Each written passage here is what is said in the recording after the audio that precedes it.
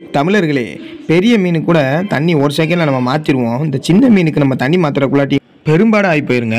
ஏன் இந்த காரணம் சொல்கிறேன்னா, அதுக்கு முன்னாடி நம்ம சேனலுக்கு சப்ஸ்கிரைப் பண்ணி பெல் ஐக்கானை ப்ரெஸ் பண்ணிடுங்க. மறந்துடாமல் சப்ஸ்கிரைப் பண்ணி லைக் பண்ணிடுங்க நண்பா. அதுக்கப்புறம் எதுக்கு இதை சொன்னேன்னா, இந்த பெரிய மீனில் ஒரு மீன் நம்ம டக்குன்னு பிடிச்சிருவோம். அது ஒரு 10 மீனாக இருந்தாலும் பெருசாக இருக்கனால டக்குன்னு பிடிச்சிருவோம். குட்டி மீனுன்னா பார்த்தீங்கன்னா, நம்ம பிடிக்கக்குள்ளாட்டியுமே இங்கிட்டு ஓடும், அங்கிட்டு ஓடும், இங்கிட்டு ஓடும். அந்தளவுக்கு வேகமாக ஓடும். இந்த மீன் குட்டி போட்டு கிட்டத்தட்ட 1 வாரம் ஆக போகுது. கொஞ்சம் வளர்ந்துருச்சு. வளர்ந்துட்டாலுமே இது என்ன ஃபாஸ்ட்டுங்கிறீங்க இந்த கருப்பு மீன். இங்கே பாருங்கள், என்ன துள்ளுது. பார்க்குறக்கே அவ்வளோ அழகாக இருக்குது பாருங்க, குட்டியாக கருப்பாக. இதே மாதிரி உங்கள் வீட்டில் ஏதாவது மீன் குட்டி போட்டிருக்கான்றதை கமெண்டில் சொல்லிடுங்க. அதுக்கப்புறம் அந்த மீனை ஒவ்வொன்றையாக பிடிச்சி விடக்குள்ளாட்டியும் கிறுக்கு பிடிச்சிருச்சுங்க. ஏன்னா அந்தளவுக்கு கிட்டத்தட்ட 28 குட்டி ஒவ்வொன்றையும் பிடிக்கக்குள்ளாட்டியும் அவ்வளோ இதாகிடுச்சு. கிட்டத்தட்ட ஒரு 5-6 இதை பிடிக்க, அப்புறம் ஒரு 2-3 இது ஓட, இப்படியே இதாகி போச்சு. அப்புறம் கடைசியில் ஒரு வகையாக எல்லா ஃபிஷ்ஷையும் பிடிச்சி கப்பில் விட்டதும் எவ்வளோ அழகாக அங்கிட்டு இங்கிட்டு நீந்திக்கிட்டு பாருங்க. கலராக சூப்பராக இருக்குது.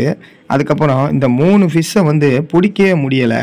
தண்ணி நான் மாற்றி கிட்டத்தட்ட 2-3 நாள்லேயே இந்த குட்டி மீனே இவ்வளோ அழுக்காக்கிடுது. இதோட அம்மா தான் இந்த அளவுக்கு அழுக்காக்கிடுதுன்னு சொல்லி பார்த்தா இதுகளுமே அப்படி தான் செய்யுது. சரி, ஓகே, இவ்வளோ பெரிய கேன்லேயே இப்படி அழுக்காக்கிடுது அப்படின்னு சொல்லிட்டு பிடிக்கலான்னு சொல்லிட்டு வலைய வச்சா அங்கே வருங்க என்னென்ன பண்ணுது பாருங்கள். நானும் விரலை வச்சு இப்படின்னு விரட்டி விட்றேன், எங்கிட்ட ஓடுது பாருங்க. அப்புறம் ஒரு வழியாக 2 குட்டி மீனை மட்டும் பிடிச்சதும் ஒரு ஃபிஷ் மட்டும் எப்படி துடிச்சிக்கிட்டு இருக்கு பாருங்கள். அதுக்கப்புறம் விட்டுட்டேன் டப்பாவில். விட்டதுக்கப்புறம் இன்னொன்று பிடிக்கலான்னு சொல்லிட்டு நானும் பிடிக்கிறேன். கிட்டத்தட்ட 1 மணி நேரம் ஆகிப்போச்சு. நீங்கள் சொன்னால் நம்ப மாட்டீங்க. அந்தளவுக்கு வலைக்கடியில் ஓடிக்கிட்டு இங்கிட்டு ஓடிக்கிட்டு அங்கிட்டு ஓடிக்கிட்டும் ரொம்ப ஜூ காமிச்சிக்கிடுச்சு. இங்கே பாருங்க, வலையில் பிடிச்சிட்டு மறுபடியும் வெளியே ஓடிச்சு பாருங்கள். அதுக்கப்புறம் திருப்பி இப்படியே மெதுவாக பிடிச்சிட்டேன்டா, எப்பா விடுதலையே கிடச்ச மாதிரி இருக்குதா அப்படின்னு சொல்லிட்டு பிடிச்சதும் என்ன துள்ளுறான் பாருங்க, விடுக்குன்னு. அதுக்கப்புறம் சரி, ஓகே, கப்பலை விடுவோம் அப்படின்னு சொல்லிட்டு விட்டோன்னே எங்கே பாருங்க எவ்வளோ வேகமாக ஓடுது பாருங்க. பாருங்க, அந்த கருப்புலேயே ஒன்று மட்டும் சரியான ஃபாஸ்ட்டில் ஓடுது பாருங்க. அந்த மீன் தாங்க அது.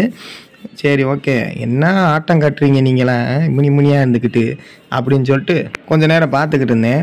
அழகாக நீந்திக்கிட்டே இருந்துச்சு. சரி, ஓகே, ஒரு வழியாக இதில் வாழ்ந்த வீடை க்ளீன் பண்ணியாச்சு. க்ளீன் பண்ணோன்னே இப்படி மொத்தமாக அழகாக விடுவோம் அப்படின்னு சொல்லிட்டு விட்டோன்னே எவ்வளோ அழகாக அப்படியே இறங்குன்னு பார்த்தா இறங்கு வேணான்றுச்சு. இங்கே பாருங்க, என்னென்ன விளையாட்டு கட்டுறாங்க பாருங்க அப்படின்ட்டு. அதுக்கப்புறம் மெதுவாக அப்புறம் இறக்கியாச்சு. இறக்குனோன்னே எப்படி போகுது பாருங்கள், சல்லுன்னு ஒவ்வொன்றும் அழகாக எவ்வளோ அழகாக இருக்குது பாருங்க. இப்படி தாங்க 2 நாளைக்கு ஒரு தடவை தண்ணி மாற்றிடுறேன். இந்த குட்டி மீனே அந்த அளவுக்கு நாஸ்தி பண்ணிடுது. நாஸ்தி பண்ணி கன்றாவி ஆக்கி விட்டுது பாருங்கள். இவங்க அம்மா என்ன கன்றாவி ஆக்கி வச்சுருக்குன்னு இது அதே மாதிரி தான் செய்யும். அப்புறம் மக்களே, நம்ம வீடியோ ஃபுல்லாக பார்த்து சப்போர்ட் பண்ணுங்கள் மக்களே. பாதியிலே ஸ்கிப் பண்ணிடாதீங்க. ஃபுல்லாக பார்த்து சப்போர்ட் பண்ணுங்கள். சப்ஸ்கிரைப் பண்ணி லைக் பண்ணி ஷேர் பண்ணுங்கள் மக்களே. இந்த மினிக்கோன்னு மீன் இவ்வளோ குட்டி போட்டிருக்கு. இதில் 2 குட்டி டெத் ஆயிடுச்சு. மற்ற குட்டிலாம் ரொம்ப பாதுகாப்பாக வளர்க்கணும்னு சொல்லிட்டு ரொம்ப பார்த்து பாதுகாப்பாக வளர்க்குறேன். உங்கள் வீட்டில் நீங்கள் இந்த மாதிரி மீன்லாம் நீங்கள் வளர்க்குறீங்களா, எது வளர்க்குறீங்களா சொல்லுங்கள்.